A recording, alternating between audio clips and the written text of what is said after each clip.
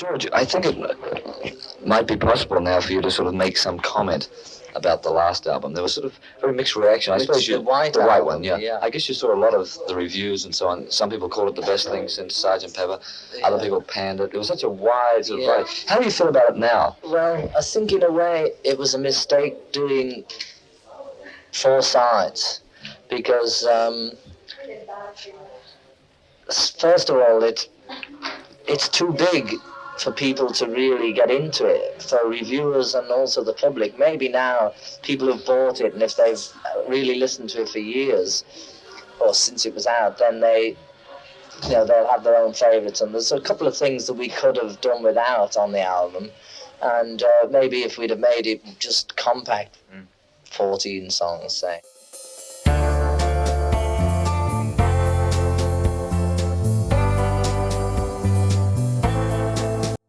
Welcome to Trimming the Musical Fat, the podcast where we trim albums that are too damn long. I'm Stephen Nicholson, and today I plan to go down the helter-skelter with my guests as we create the under 50-minute TTMF supercut of the Beatles' classic 1968 double album, The Beatles, known by all and sundry as the White Album. So let's meet our guests. So first up, ex-co-host of TTMF, my brother Paul. And back for the first time in quite a while, Paul's bandmate in the international best-selling rock act The Pablos is Paul Murphy. So how are you both? Pablos are back. It's been a long time, so long that this beard has appeared. So That's right. I don't think that was there at all. It was not.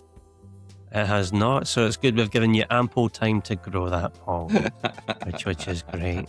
If you remember back, almost 5 years exactly, guys, the first episode of Trimming the Musical Fat was dedicated to the White Album, and obviously all 3 of us were involved in that, but we were just young pups back then. And the format of the show, plus our technical prowess, has grown since then, and plus we wanted to celebrate the upcoming 5 years of the show. So we're going back to the album to give it the treatment it deserves the first time round. The Beatles, The White Album, remixed for 2018.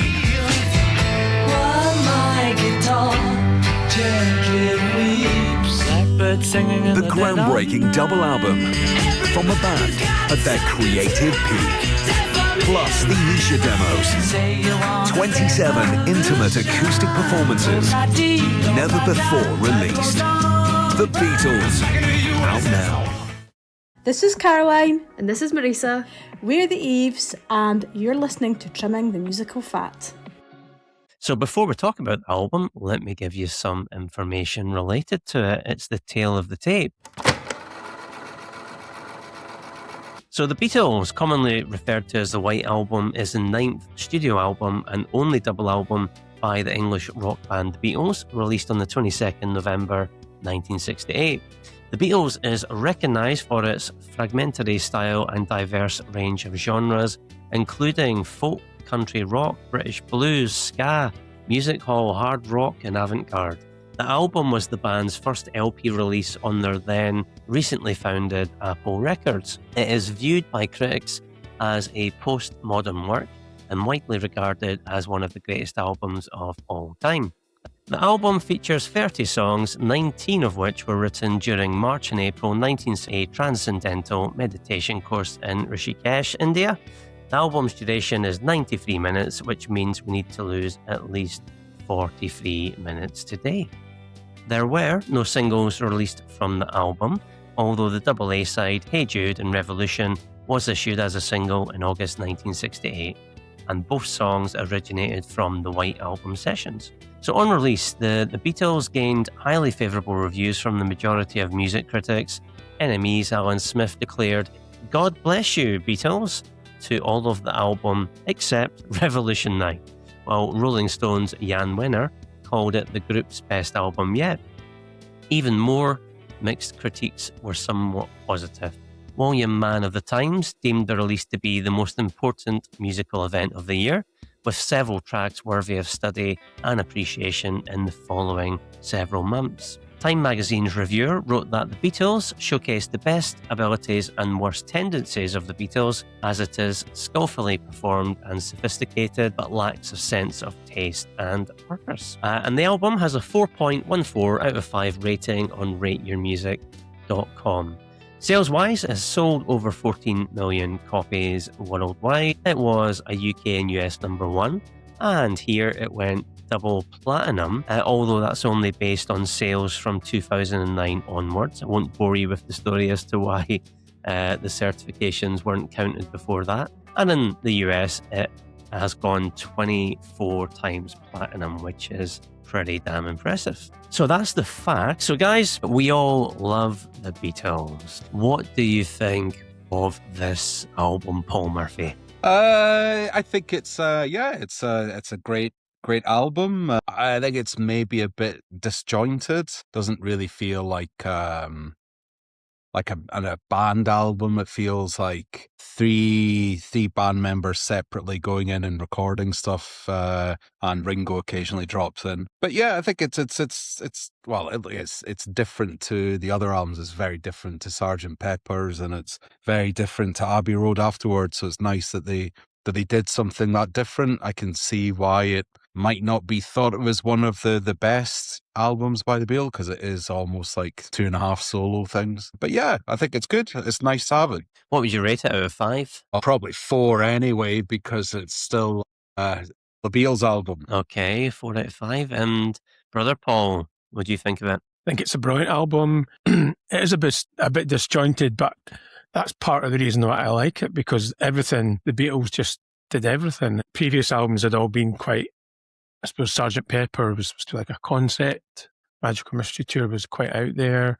Whereas this, it was almost like just going back to basics and just like really eclectic. But there wasn't like a theme in the album. But as Paul says, it was a bit like solo efforts, or almost like a compilation album. But I think that's the charm of the album, the fact that it is quite random. A lot of the tracks don't seem to maybe fit together well, but that's partly why I love it, because it's totally different to what they did before. And what would you rate it out of 5, Paul? It's got to be 5. Yeah, I'm with you there as well. I'd also give it 5 and totally agree with what everybody has said so far. Yeah, it's sprawling, it's less focused, but it's brilliant. There's so much variety on it, and I think it just displays the band's genius for melody and innovation. Yeah, so 5 out of 5 for me. I love it. What's our thoughts on the artwork? Because for me personally, I think it's genius, going from Sgt. Pepper, where you're throwing everything but the kitchen sink in, and there's so much colour on that artwork there, especially the front cover on its own. To go from that to something which is just plain white with the band's name on it, I think is fantastic. You guys in the same boat? Paul's nodding his head. I don't like it. I think it's I mean, I get it why they did it, and it's the opposite of Sgt. Pepper's, but I think looking back on it, it's a wasted opportunity. All right. They could have done something better with it. I mean, there's plenty of good photos of them as a band around at that time. They could have done something interesting with, it just, like when you've got to sit next, I'm looking over at their records, and you've got to sit next to them. I know, I get it's very iconic, but yeah, I don't know. It just feels a bit kind of high on its own farts. Right, okay. Yes, Paul? Paul's gone into silence.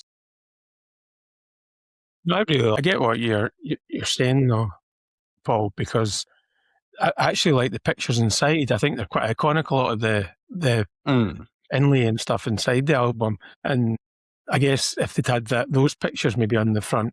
But then there's another part of me as well where it's like, I like it, it's just simplistic. It's just like doing the opposite, because the Beatles were always like changing all the time. And so in some ways, on the face of it, it's not a great cover, but for me, I can't imagine anything else with this album without this cover. I think also you can view it as like this blank, because there's so many musical styles on display in the album. It's almost like this blank canvas. We can do what we want. And also it kind of makes it timeless as well, because there's no fashion on display or haircuts of anybody. It's timeless as well because of it. Because white never goes out of fashion. And Metallica did the same trick with the Black Album. No, they stole that off Spinal Tap. It's timeless. Spinal Tap did it. Spinal Tap got there first, yeah. Favourite and least favourite songs from the album, guys? Hard. I'll give you mine. My favourite, I think, on balance, is probably While My Guitar Gently Weeps, and my least favourite's Revolution 9. I absolutely agree with what you said there. That's what I would go for Very as well. good. Nicholson Brothers in the house. Let me remind myself what it is. I think probably Honey Pie. favourites, maybe Helter Skelter, Good choice. or maybe Birthday. Okay. No, maybe not actually. I'd say Helter Skelter is my favourite. Least favourite, what do you call it? What's the one? Savoy Truffle? Yes. Good- Savoy good Truffle, guess. I would say, is You my say Opla least favourite one. I quite like Opla Dee So do Opla I. Da. No, I like I'm it. saying It's a the good Savoy single. Truffle when he sings that bit. We all know Opla Dee Opla Da. Yeah, I mean, like Savoy Truffle just feels like when Not Guilty was available as a song that they didn't choose, and it's Savoy Truffle's just a song about chocolates. It's like, I don't know, just feels a bit kind of like it maybe kind of sums up a bit of the album, and that there's a song that's listing off names of chocolates, and that wouldn't have made Rubber Soul or Revolver, and yet there it is on the White Album. Yeah, and I'm with you there. I would have substituted out that for Not Guilty. Yeah, I would as well. Easily. And another question. Have you seen Paul McCartney perform any of the tracks from the White Album live? Yes. Okay, you remember which ones? Back, I'm looking at them. Back in the USSR, Bird, Birthday, Helter Skelter, he did as well, yeah. I would agree with all of that. I don't think I ever seen him do Birthday. I could be wrong, but I know he did Oobla Dee Oobla Da. Oh, yeah, Yeah. Oobla Dee Oobla Da as well. Yeah. Yeah, he did that as well, yeah. Did he do Mother So, Nature's yeah. Son? No. I don't think so. So we've seen a few, 4 or 5 at least, which is pretty cool. All right, well, it's time to start curating side 1 of our record. So for selection, we're including all 30 songs that featured on the original 1968 double album, plus Hey Jude and Revolution. And we did not take into consideration other tracks recorded for the White Album that later featured on the Anthology 3 album. Paul, you were quite keen to get the likes of Not Guilty and what was the other one? What's the new Mary I Jane? wanted What's the New Mary Jane? What's a New Mary Jane? Yeah, the Lennon one. Yeah. Okay. A left field choice. Absolutely. Okay. For my album concept, it worked. Okay. But what if so before we get to the tracks, because in order for a song to get on to our supercut, 2 of us had to have nominated it. But before we get to that, what was the concept of the tracks that you alone selected, Paul? Yeah, I mean, do you want me to list out the tracks? Yeah, go for it. List out your Yeah. tracks that you went with, because I know you've kind of taken a bit of a different tact when it Yeah, comes so to. I called it the Whitey album because it's the reason why is my concept behind it was that instead of going to Rishikesh, they instead went over to San Francisco, took an excessive amount of drugs while in Haight-Ashbury, and the chaos that came from it. So the songs that are a bit more chaotic. So starting off had Helter Skelter, then Glass Onion, Everybody's Got Something to Hide Except for Me and My Monkey, Piggies, Wild Honey Pie, The Continuing Story of Bungalow Bill, that's side 1. Side 2, which is based around the concept of a nightmare to lullaby. So Why Don't We Do It in the Road, then Rocky Raccoon, then Cry Baby Cry, then Revolution 9, and then Good Night. So yeah, this is where, thought of it as they go to Haight-Ashbury and they just lay down these tracks. And Alternative so there's alternate some universe. ideas behind that. So it's maybe not like you would say the best songs on the album, but maybe if you'd imagine that they'd taken some time out, they tuned in and dropped out. Okay. So a bold experiment in track selection based on an imaginary scenario. Okay, very good. Well, we'll see if any of those tracks selected make it on to the supercut. So first up for us is a unanimous choice, and it is Back in the USSR. Back in the USSR. So this was written by Paul McCartney in India, and it was inspired by Beach Boy Mike Love, who was at the same meditation retreat and the track does not feature Ringo Starr on drums because he had temporarily quit the band during its recording. So we've all seen Macca perform this song live. What makes it one of the Beatles' great songs? Brother Paul. It's a great way to open an album, isn't it? You hear the plane landing or taking off, whatever it is, and it's just so iconic, and it's a bit like Paul McCartney doing Fats Domino or the Beach Boys. Like the Ukraine Girls really knocked me out. That's obviously a bit like Californian Girls, but it's done in that style. And great, it's quite a heavy song as well. I know quite a lot of people have covered it as well, particularly if they play in Russia. They always seem to cover that. Mm-hmm. It's almost mandatory, isn't it? If somebody plays Russia, they've got to cover this. Yeah. But brilliant rocker to start off the album. Okay. Oh yeah, it's a great song. Is it as good as a song that pastiches or the songs that pastiche? I don't know if it's as good as a Beach Boys song. Is it really? Let's be honest, it probably isn't. Oh, good song, but I mean, I don't know. Again, comparing it to maybe other album openers, it's maybe not the strongest that the Beatles have done. Did the Beach Boys not try and sue them? Sorry? Did Mike Love not try and sue the Beatles or something at the time, saying, "Oh, you're copying us" or something? I don't know. Possibly. That's the kind of thing that Mike Love would do, I think. He's not... it would. Yeah. He's quite he's not got the best of reputations. He hasn't. So, yeah, he probably did in that case, yeah.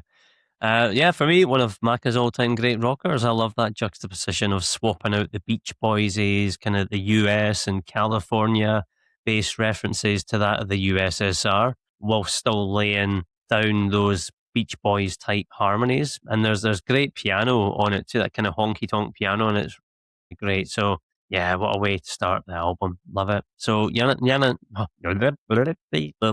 unanimous choice. Back in the USR gets on. But the second track was one that just Brother Paul and I went for. Second track in the album, and it's Dear Prudence. Dear Prudence. So this was written by John Lennon in India and was inspired by Prudence Farrow, who is Mia's sister, who had isolated herself due to intense meditation practice, worrying the other attendees. So maybe start with you, Paul Murphy. So you didn't pick this, but I know you're a fan of it, though, aren't you? Yeah, I think it's a good song. It's one of John Lennon's best. It's one of his best songs on the album. I think his output had dwindled a bit at this point. McCartney was probably the better songwriter of the two at this time, but I think it's, the harmonies are excellent on it. It's it's a good song that's got, works well on a superficial level, but also works well with extra meaning behind it as well when you find out who it's about. Yeah, I think it's definitely one of John Lennon's best. Yeah, Brother Paul? Yeah, really good song. And I think I first heard the Susie and the Banshees version in the 80s, but no, I think it's a really good song. And just the way it's said, it goes into, after finishing back in the USSR, and it just sort of goes in and it sort of slows things down. And I say it's one of Paul McCartney's best bass lines. Absolutely brilliant bass. Mm-hmm. So, and like Paul was saying there as well about, it's interesting knowing the story behind it and what it's about. That makes it even more interesting. Yeah. Yeah, I was going to say Macca's bass in it as well, which is sublime. He's playing on this, but yeah, it's all about that main descending guitar motif, isn't it? Which starts the song, which has been imitated many times by the likes of ELO and Paul Weller, and it's also got a strong double track Lennon vocal too. Yeah, one of Lennon's best Beatles songs. Brilliant tune. It gets on. The next track is one that I and Paul Murphy went for, which is Glass Onion.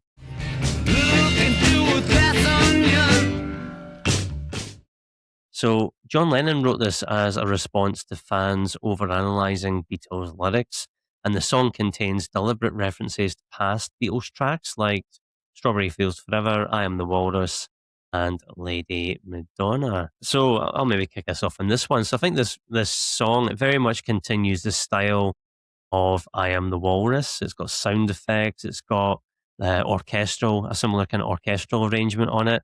And I really like Lennon's abrasive vocal and Ringo's drums on it as well, which is ironically Ringo's first bit of drumming on the White Album, because Paul McCartney played the drums on the first two tracks. if memory serves. I think he done the drums on Dear Prudence as well, didn't he? Don't know. If memory serves.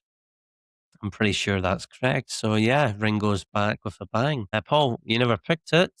Brother Paul, not a fan of Glass Onion? No, I think it's a really good song, but I just think there's better songs on the album. But I remember first hearing it on the Complete Beatles video way back in the 80s, and I remember liking it then. I think it's a good song. It's not for me the best on the album, but I do like the sound of it. And also remember on the anthology version, it was a football commentator at the end saying he scored Right. or something like that. I remember that. No, it's a good song. It's just not as good as the others for me. Paul Murphy, you think it is as good as the others? You picked it. Well, it fits in my idea of concept of what the album should be for the YT album and the amount of drugs being involved. So I've got down from my notes. So for the first side, which started on Helter Skelter, but this side is written down. It's where they're still capable of playing instruments and writing songs, but they're also acting increasingly deranged. So for Glass Onion, that happens because John is trolling critics at industrial scale. So this is why I put it there, because it's a bit deranged. I mean, I like it for that. And it kind of doesn't make much sense, really, unless you're in the Beatles circle. Again, I like it for that. So that's why I chose it. Okay, perfect. Thank you. So on to track 4, A Change of Pace. It's Oobla Dee Oobla Da, and Brother Paul and I picked it.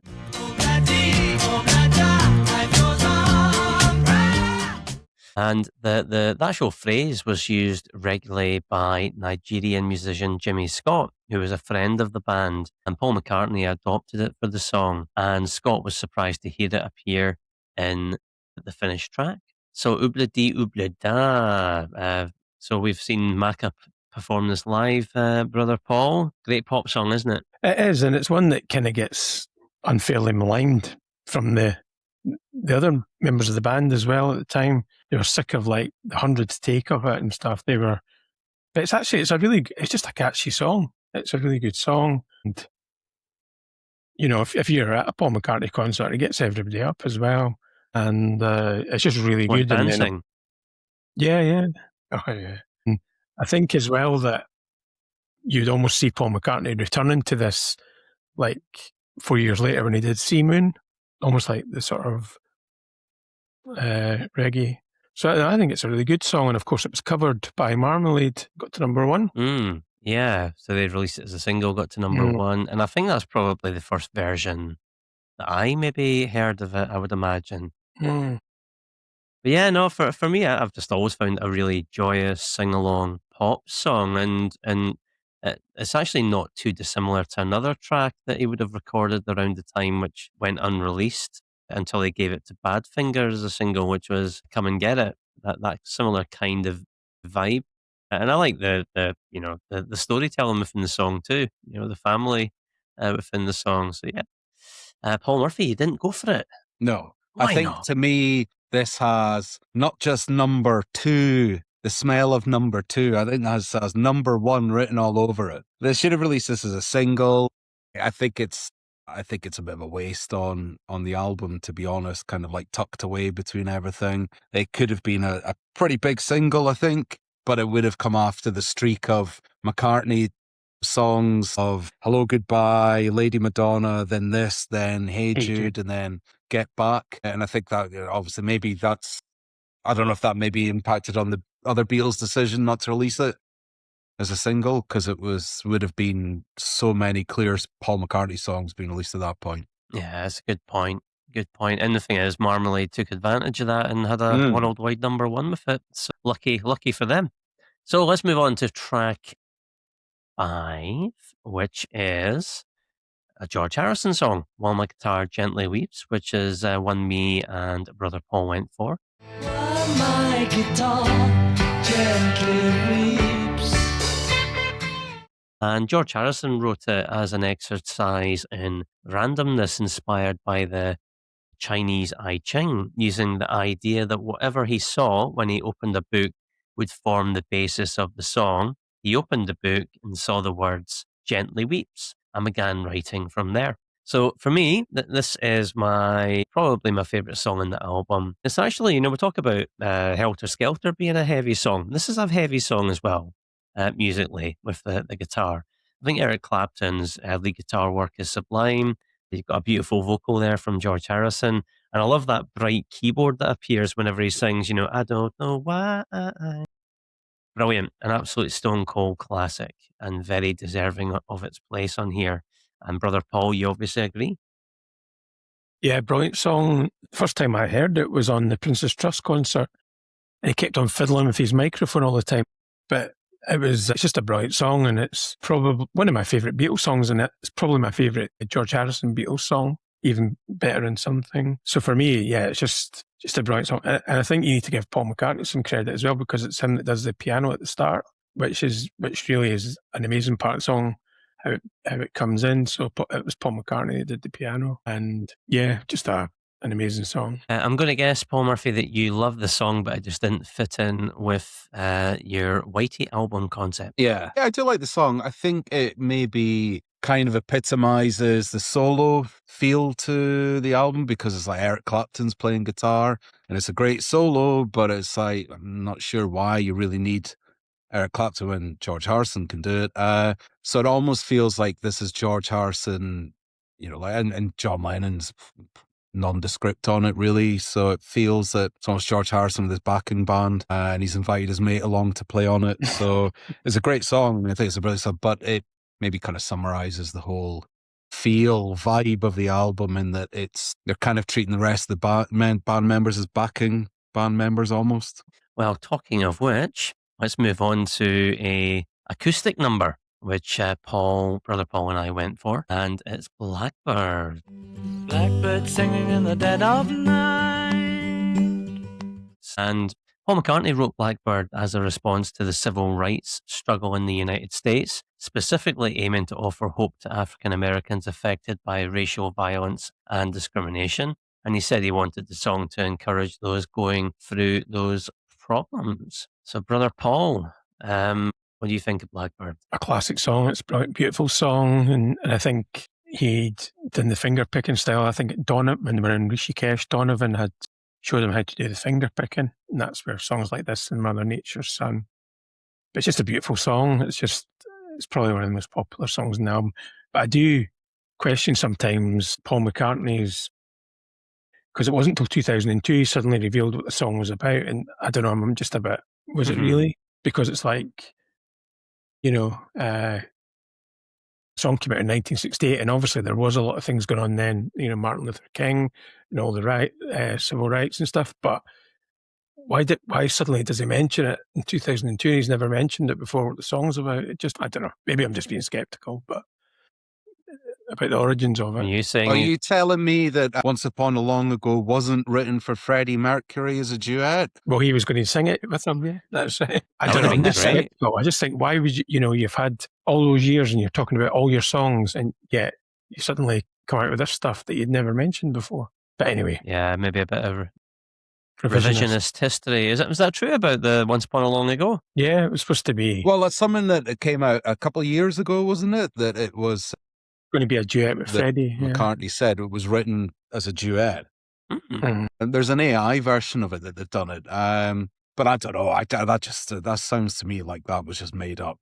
Like, I don't believe for a second it was written, because it was written for The Princess Bride, and it got rejected for it. Right. Rob Reiner, who is no longer with us, rejected it apparently. So, yeah, it just felt a bit like, this might be Paul McCartney making up history. Right.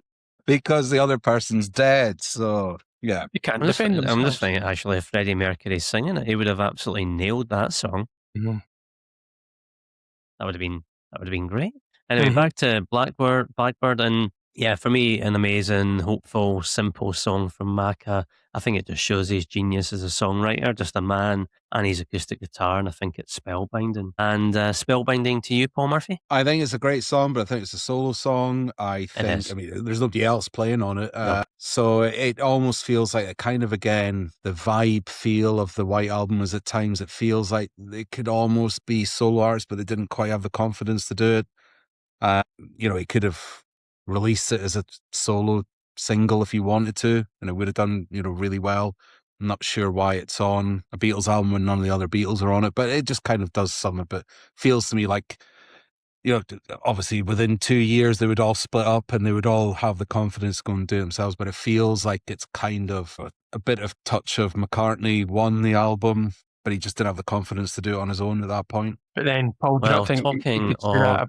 Sorry, do you not think you could say that way back at Help when Yesterday came out? You could say that then as well. That was just, Yeah, but Yesterday still had an orchestra on it, like a string quartet, and George Martin was involved with it. I don't think even George Martin was involved in the recording of this. I think it was Chris Thomas. Him that sang it.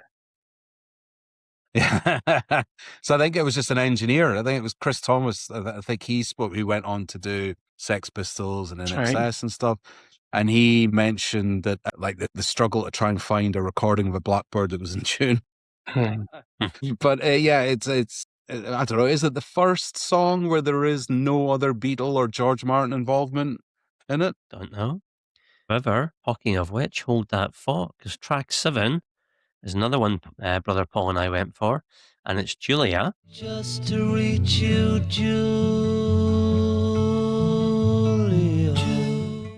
And John Lennon wrote Julia about his mother, Julia Lennon, who died in 1958.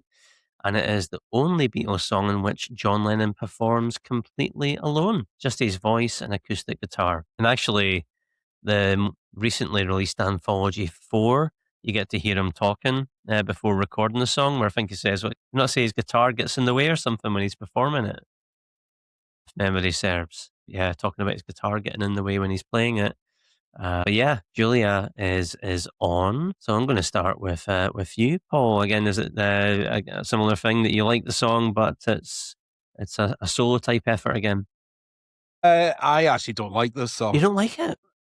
I think it's a bit. No, it's maybe John Lennon getting in his self-indulgent ways where it's about, and I get it. He's writing about himself. He's writing about his mother. It's maybe hard to relate to. Okay. I just think it's a bit of a throwaway song. Right. Okay. It would be okay on Plastic Ono Band, but yeah, I've never been a fan of this song. Okay. A throwaway for you, Brother Paul? No, I think it's a good song. I think it's because obviously there's the image of Paul McCartney doing all the ballads and John Lennon doing the rockers, but there's a lot of examples on this album where it's not that, and this is one of those examples. It's just a really nice song. Obviously, a lot of his pain comes from losing his mum, and I guess that's him just putting it into words, but he just does it really beautifully. And it's not a long song as well, it's just quite short, and I think that's what's nice about it, just the simplicity of it. Yeah, I mean, I think I first heard this on the Imagine documentary soundtrack cassette, in my dad's car. And that album, I always remember, contained what was then the unreleased acoustic version of Real Love, which obviously the Beatles then turned into a full band version about, 10 years later. And I love the line in Julia, which is half of what I say is meaningless, which can be taken in two different ways. That's master lyricist John Lennon at it again there. I just find it a sweet, simple, beautiful song, especially when that's about his mum and his situation with what happened there. And I think John Lennon sings it very tenderly as well. So yeah, beautiful song for me. And the last track 8 that gets on to side A, is another one me and Brother Paul went for. And it is the non-White Album version of Revolution. So the one that was released with Hey Jude. You say you want a revolution, well, you know. And John Lennon wrote Revolution in early 1968 as a direct response to the political protests and calls for social uprising of the time, expressing support for change but rejecting violent tactics used by some in the New Left. So yeah, for me, for this one, I think the Hey Jude version is superior to the White Album one. It's more of a blistering rocker with distorted guitars, got again another thoughtful Lennon lyric, great harmonies, and it's just got a ton of energy. So much so that Nike used it in an 80s commercial. But yeah, for me, one of the Beatles' best songs. I think it's a tremendous tune. You obviously think so as well, Brother Paul? Yeah, it's a brilliant song. In a way, though, I don't think it should be on the album because, I don't know, I just think that in Hey Jude, as much as they're brilliant, I don't know if they should actually make the album. You picked it. No, You forgot to put one on the end. Of the song. I'm just talking about in terms of fairness. I don't know if I would. I know, but if it was, you're putting yourself back to 1968 and you had these tracks to pick from, yes, you could still choose to release it as a AA single, or you could choose to put it also on the album. So I actually really like the promo video version when they do the George Harrison and Paul McCartney do the oop shoo-be-doo-ba. That's brilliant. Yeah, that's good. That's probably the best version, to be honest, the video version one. You kind of get, because it's an amalgamation of the White Album and the B-side one. Paul McCartney's wearing a shocking blue T-shirt. Nice tight T-shirt, yep. Is that you wearing it tonight, Paul? Underneath your fleece? And Paul, so you didn't go for it? Again, does it not fit in with the Whitey Album concept? Or do you just not really like it?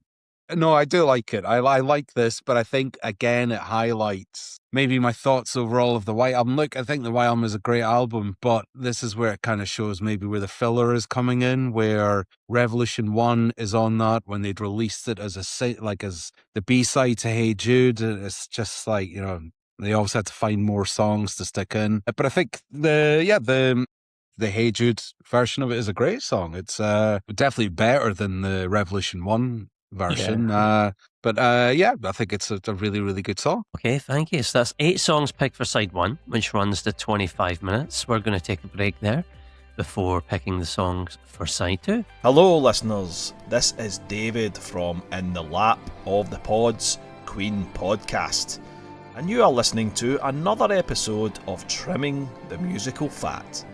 Slanjava. Let's continue. So it's time to start picking the songs for the White Album's second side. It's side B. As a reminder, we're including all 30 songs that featured on the original 1968 double album plus Hey Jude, Revolution. So the first track on side B is one that Brother Paul and Paul Murphy went for, and it's Why Don't We Do It in the Road. Why don't we do it in the road? Was written by Paul McCartney after witnessing 2 monkeys mating in the street in Rishikesh, India. An observation that struck him as highlighting how simple procreation is in nature compared with the emotional complications humans create. There you go. So, Paul Murphy, and this is just a question to get you to critique it, not a request. Why don't we do it in the road? So I had this as the opener on my side 2. Side 2, which is sort of the theme of it, is Welcome to the Whitey. And this is where the wheels come off. I've had it. Why don't we do it in the road? Says, Paul disappears for 45 minutes. That's not me, that's McCartney. Comes back, records this, refuses to elaborate. Because it makes 0 sense as to why this is here. So it fits very well in with my theme. Should it be on the album? I don't know. Yeah. And maybe it's good that it's kind of like a 2-fingered salute by Paul McCartney, isn't it? I'm going to have this song on this album. I don't care what you think. Could have been a single, Paul, do you think? It would have been a brave choice as a single, that's for sure. We're not going to do Hey Jude as a single. We're going to do Why Don't We Do It in the Road. Yeah. So, Brother Paul? I think it's a brilliant song. Another one that I first heard on the Complete Beatles documentary. It's only, it lasts less than 2 minutes. I think it's 1:48 or something like that, or maybe even less. But it's just, I just love how silly it is. And Paul McCartney's vocals are like second to none on it. Just absolutely superb, the vocals. So it's quite a sexy song as well. I think McCartney's is McCartney not the only musician on it? I think so. So it's almost like a precursor to McCartney. It sounds really like it should have been on the McCartney album. So again, it's kind of makes you think it was like he didn't quite have the confidence to do it himself, but you could see where the little things were coming in, little ideas, and then, obviously puts it on this album. But yeah, it totally feels like it should have been released in April 1970. Yeah, again, I didn't pick it. I think it's great. It's almost a fragment of a song rather than a full song. It's kind of a very bluesy call and repeat with a great piano and a really blistering vocal from Paul McCartney, which I really like. So yeah, it just didn't get on my cuts purely for time reasons. You guys went for it though, so it gets on the super cut, as does the second track on side B, which is one that I and brother Paul went for, which was Sexy Sadie. Sexy Sadie, what have you done? And John Lennon wrote Sexy Sadie as a thinly veiled criticism of the Maharishi Mahesh Yogi after Lennon became disillusioned during the Beatles' stay in Rishikesh. And the song's original title was even called Maharishi before John Lennon urged him to change it. That was probably a good move. The lawyers were thanking him for that as well, I'm quite sure. So yeah, Brother Paul, Sexy Sadie. What have you done? What have you done? I think it's an absolutely brilliant song. The piano is just so bluesy, and I actually thought it was about a stripper or something when I was younger. Sexy Sadie, as if it was about a stripper. But How would you know what a stripper is back in the day, Paul? I was referring to somebody who was taking wallpaper off. But no, I just think it's a brilliant song, and it's influenced so many people. When you think of songs, like, I suppose there's a couple of Elton John songs. There's Karma Police, Radiohead. So it's just a brilliant song. And I remember in the 90s, late early 90s, Nicky Campbell was on Radio 1 at the time. I remember he said it was maybe his favourite Beatles song at the time. Just a brilliant song. Yeah, I mean, I like it when John Lennon's really scathing, on his songs. And I mean, for example, how do you sleep at night when he took aim at Paul McCartney? And on here he's scathing. But I think my favourite part of it is the more uplifting middle eight in the song, which is nice. And that, as you said, Paul, that descending main piano riff you hear, which has been hugely influential. Yeah, it's really, those are the best parts of the song. So Paul Murphy, you didn't go for it. Not a fan of the song, or just not fitting? No, I like the song. I think it's, again, maybe one of the few songs on the White Album that sounds like a band song. Mm-hmm. Maybe more to do with John Lennon maybe needing the rest of the band members more, like the backing vocals makes it feel a bit more like it should be on an actual Beatles album. Sounds like a Beatles song. I mean, it's maybe a bit throwaway, the subject in a way, the title, but I mean, that's all part of the fun. So yeah, it does feel like an actual Beatles song, which is one of the few songs on here. Yeah. So, well, this one does feel like a band song, whereas the next track on side B, third track, is Mother Nature's Son, which is one Brother Paul and I went for. Mother Nature's Son. And Paul McCartney wrote Mother Nature's Son after being inspired by a lecture on nature given by the Maharishi Mahesh Yogi during the Beatles' stay in India. And although credited to Lennon and McCartney, the song was performed entirely by McCartney alone. So I've always found this track's been really overshadowed over the years by Blackbird, even though I think this song is just as good. It finds Macca again at his acoustic best, and I think the use of the orchestra to enhance this track is sublime. Really, really beautiful song. And you obviously agree, Brother Paul? Yeah, another one that first heard on the Complete Beatles, and it's just a beautiful song. And like you said, I feel it does get overshadowed by Blackbird. I actually think this is a better song out of the two, and that the brass bit coming in as well just lifts it up. It's just a great song. But like I say, it's almost like the pure cousin of Blackbird. But actually, for me, it's a better song. You know, one of the quite daring things of the song is the end of it, where it's almost like the brass play. It's almost like an off key at the end, which is cool. So Paul Murphy again, it's a solo kind of track, so that's why it never got the vote for you. No, I think it's a good song. I think it probably is fitting on the as a Beatles album because it's maybe more similar to Yesterday in that it's got other musicians on it.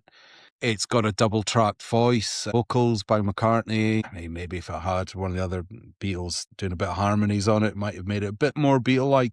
The fact it's got other musicians on it, it's not just Paul McCartney sitting in the studio, does make it more like, I think, a Beatles song like Yesterday. So yeah, no, I still think it's a great song. Yeah, great song. Okay, as is the next one we've picked, which is, I think, Paul Murphy, your favourite track on the album. It's track 4. It's and side B, it's Helter Skelter, which I and Brother Paul went for. And Paul McCartney wrote Helter Skelter after reading Pete Townsend describe a Who track as the loudest, rawest, dirty song they had ever made. McCartney set out to outdo them by creating the most raucous vocal and the loudest drums possible. And we got Helter Skelter. So, Paul Murphy, you never put it on your track listing, but I think you named this as your favourite track on the album. Is that right? No, it should be first track listing, Helter Skelter. I didn't choose back in the USSR. Put the wrong I thing chose down. Helter Skelter as the opener. And I originally wanted the anthology 12-minute version, but I wasn't allowed it. I think, yeah, I mean, look, I think it's one of those songs that I think sometimes people hear that don't know the Beatles and are surprised. It's the Beatles. I think it's, again, a song where it actually sounds like a band are going in and playing. It's chaotic, but it's tuneful enough, and it's got enough melody in it. It's got enough, like cohesion, unlike maybe, like Revolution 9, which is the opposite. But yeah, it's sort of beginning to descend into chaos, but it sounds like a band that is doing it. That's why I think it's my favorite on the album, because it's like, it sounds like they're actually having fun, even though Ringo has blisters on his fingers. I mean, it's a good shout that this probably invented heavy metal, didn't it? Mm-hmm. I mean, it's an undeniable classic. It's heavy, the band's going all out. You've got Macca screaming his face off. It's got that brilliant descending guitar on the chorus, which has been often imitated by other musicians over the years. You've got Ringo practically destroying his kit. It's brilliant. And let's maybe just not talk about the song's infamous link to the Manson murders. And was it 1969, was it? The year after. I think that year after, yeah.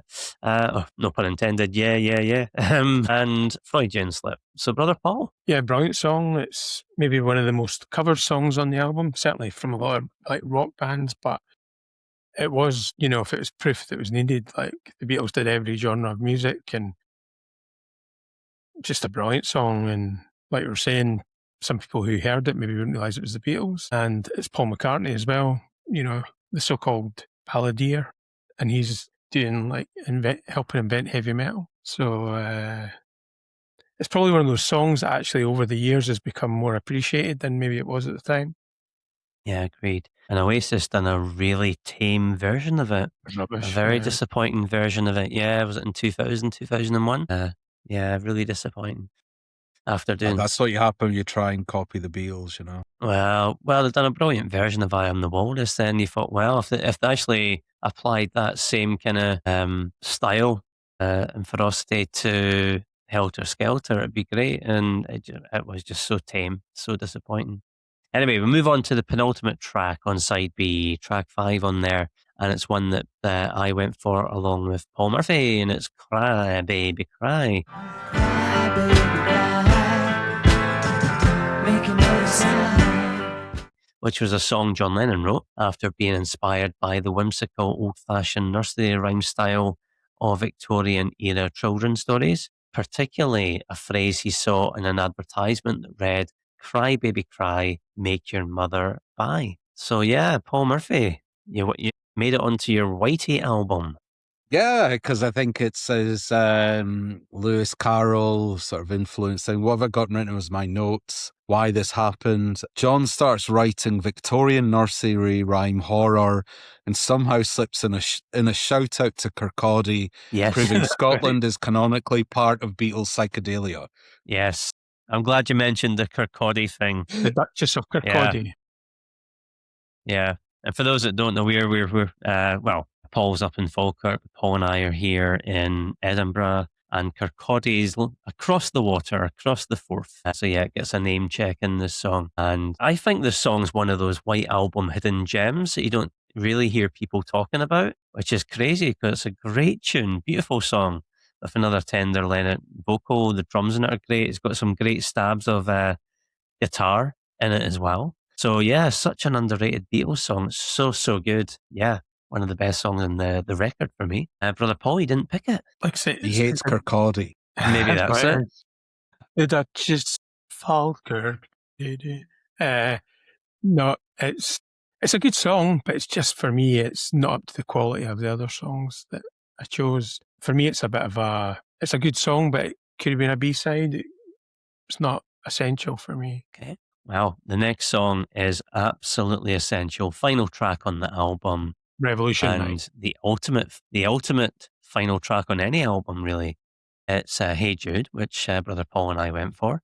Hey Jude, don't be afraid. And Paul McCartney originally wrote Hey Jude as Hey Jules to comfort John Lennon's young son Julian during his parents' divorce. And he later changed Jules to Jude, inspired partly by the character Jude from Oklahoma.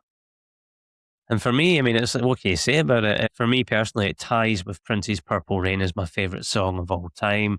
It's an absolute classic. For me, the Beatles' greatest track.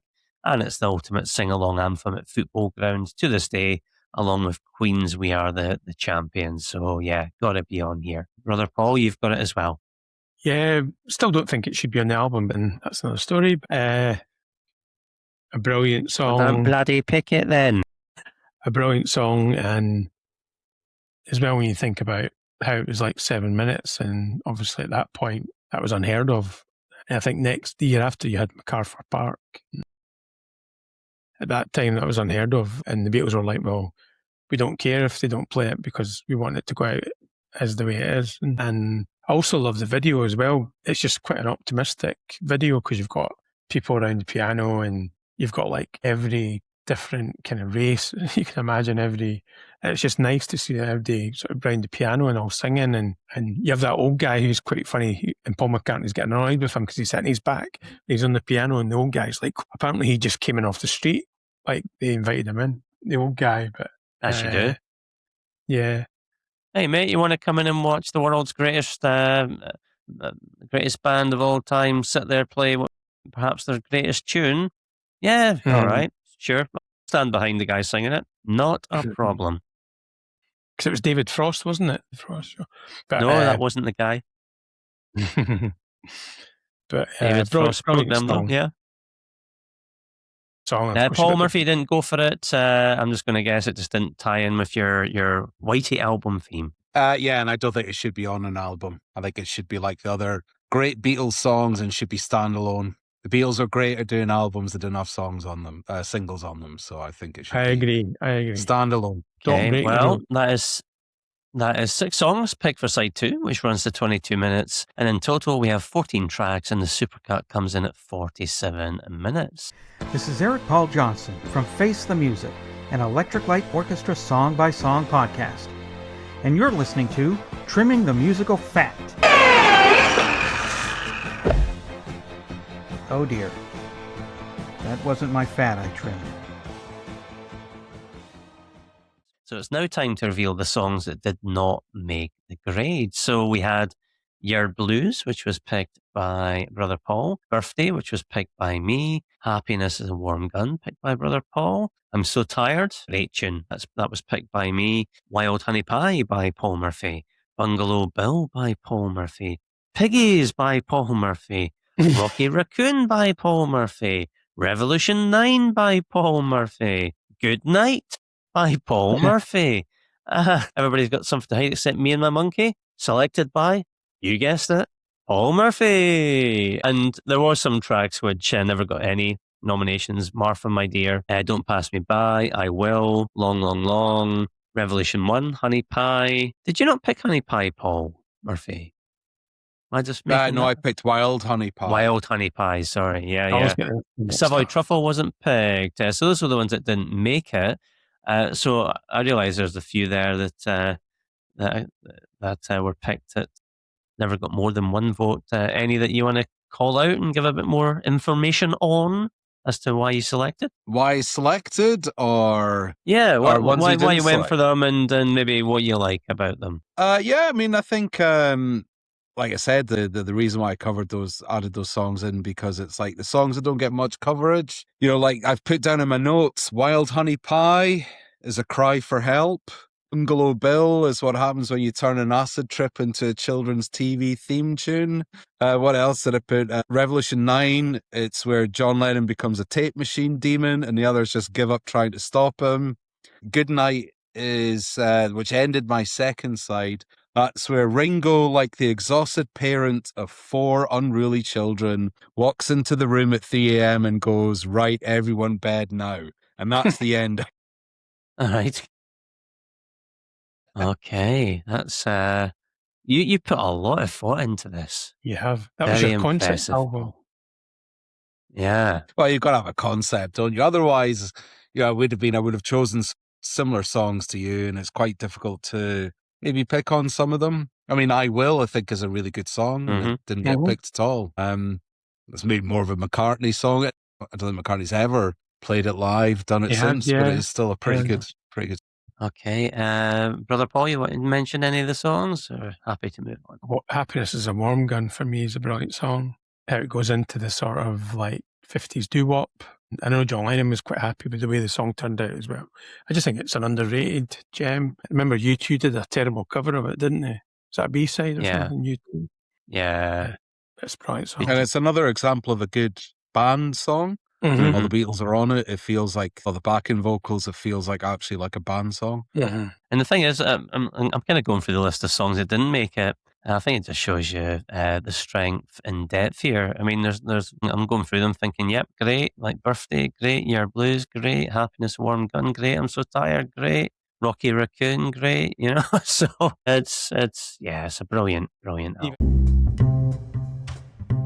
Hey everyone out there in the podcasting world, this is Widescreen Podcast. This is Sam Wiles. You are listening to another episode of the Trimming the Musical Fat podcast.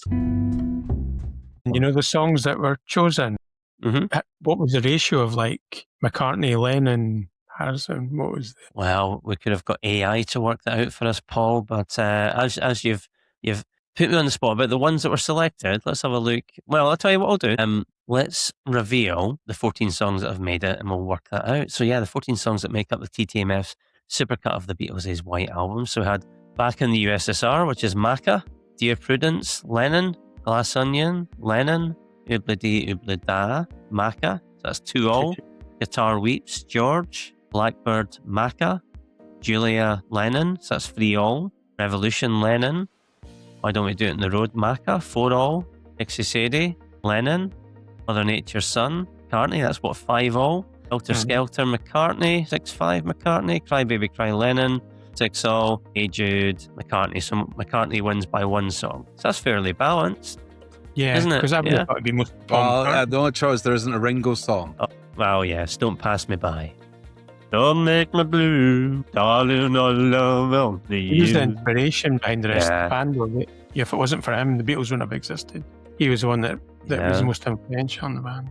So at the beginning of the show, we all rated the album out of 5. I gave it 5. I would also give the supercut 5. Brother Paul, you rated the full album 5. What would you give the supercut? I would still give it 5, but I wouldn't change it. I would keep the double album as it is, but I would give it 5 this as well. So would I. Yeah, and Paul Murphy? I'd give it 4.2. 4.2, okay. And the Whitey album, what would you give the Whitey album? Oh, that's an experience. That's not an album. That would have shaken, the world would have changed completely had that been released. I mean, I'd probably give it 2 out of 5, but it would have changed history as we know it. I'm quite sure it would have. Had done that. Okay, well, we'll have to get the Bill and Ted time machine and see if that was the case. Yeah. And now I need to place the White Album into the TTMF Hall of Fame. And here's a rundown of the current rankings in there. Okay, so bottom of the pile, ironically, at 12 would be Paul McCartney's Egypt Station. At 11, Aerosmith's Get a Grip. At 10, Beck's Odelay. At 9, Elton John's Blue Moves. At 8, Alice in Chains' self-titled album. At 7, U2's How to Dismantle an Atomic Bomb. At 6, Arcade Fire's The Suburbs. At 5, Bruce Springsteen's The Rising. At 4, Radiohead's The Bends. At 3, Coldplay's X and Y. At 2, Bruce Springsteen's Nebraska. And Like a Bullet, in at number 1, the Beatles' White Album. I'm just glad it's better than Coldplay. That would have been a tough thing to live down, wouldn't it? And at number 1 is Coldplay. Well, we've done well because the last album one was Nebraska, and that took the top spot. So that's been top now for only about 2 weeks. And now the Beatles has replaced it. There we are. So the Beatles get the number 1 slot. Like Trimming the Musical Fat, why not check out our other podcast, Trimming the Movie Fat? Do you know, David Bowie would always say the opposite of everybody else, and they said, "What was your favourite Beatles track, David?" And he said, "Revolution 9." It's like, yes, are you being a contrarian, David? Yeah. Maybe. So anyway, time to bid you good night, sleep tight. Thank you, Paul and Paul, for joining me. Thanks to you all for listening, and come back next time for another episode of Trimming the Musical Fat. Trimming the Musical Fat podcast is a Stephen and Paul Nicholson production. We'd love to hear from you. You'll find our contact details in the episode description. Want more TTMF? Head to our socials. Join our Facebook group. Follow us on TikTok. Subscribe to us on YouTube. And check out our website at trimmingthemusicalfat.com.